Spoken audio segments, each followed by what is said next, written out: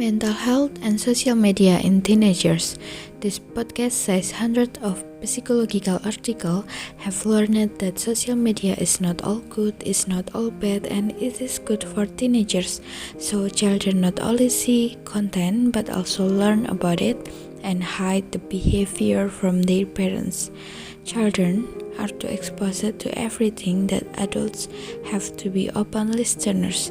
Social media in children can affect mental health, including suicide, mood disorders, depression, and anxiety. Next is substance research. The substance of the research is that stress tends to be the number one predictor of the generational increase we can see and the kind of stress kids are seeing today. One of them is social media, and some of that may be related to change in parenting and autonomy, but we are talking about pressure on academics beyond unrealistic pressure. When talking about how kids are on social media, today we offer a variety of recommendations and parenting have no clue.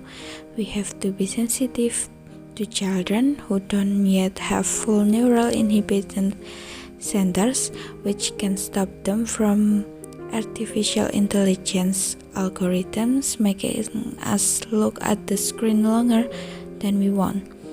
The things you mean by the dark web, because those anecdotes so richly illustrated, these are things that terrify children and are very damaging, but if they are things children are instructed to instruct, not to be told their parents.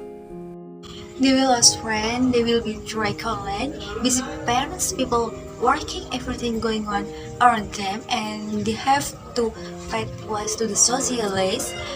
This the brain the taking over more the anything else and taking over what happening to the again and something like that. The real socialization will be have the stronger effect than anything they see on the web expand our lives.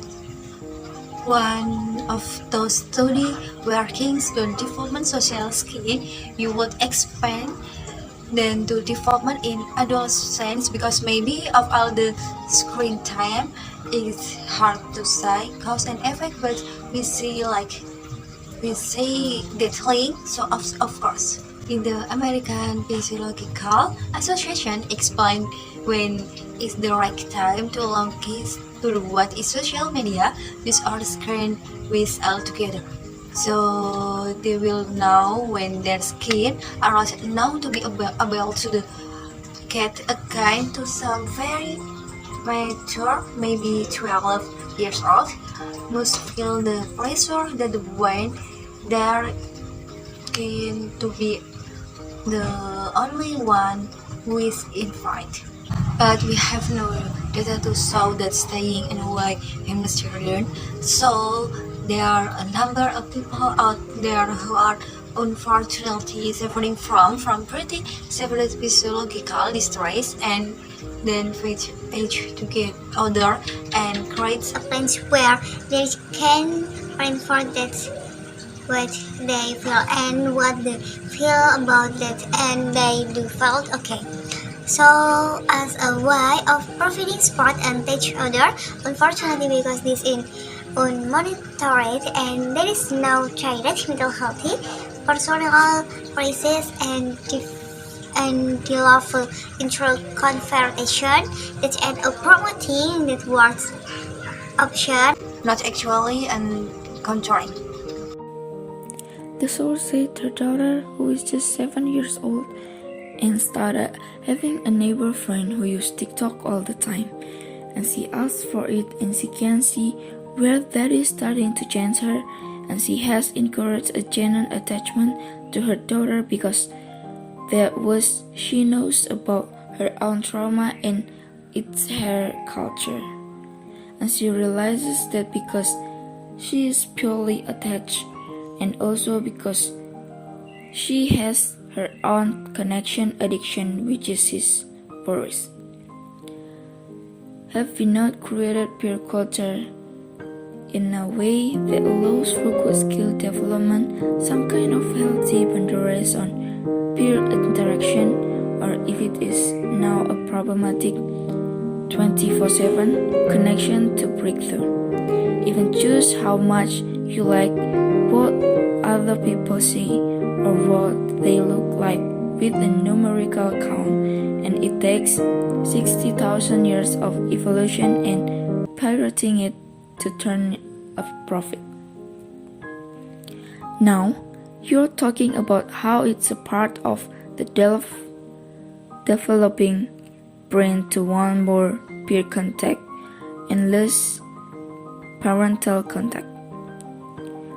Well, from about up to 25, you have kids who are highly motivated to do whatever they can to get positive feedback from peers, but they haven't had a fully developed downtime to stop them from impulsive behavior going onto social media.